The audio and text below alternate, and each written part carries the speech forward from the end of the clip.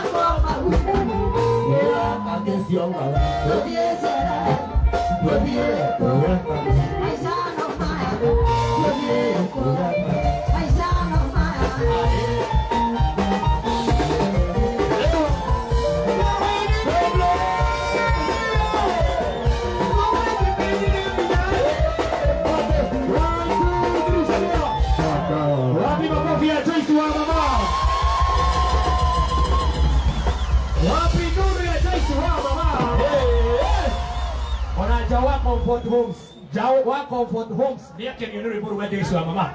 Wapi makofi ya Jawa Comfort Homes. Ona director wa Comfort Homes haria. Yes. Aradibikania riri. Ugaithie. Ndari ngita munene. Na dinyuaga ndatigire Joy inyuaga JD. Yari ndatigire kaunta-ini. Yes. Wapi makofi? Tuendelee ama tusiendelee? Haya, dada atiri tena keke chemka. Yes. Kutia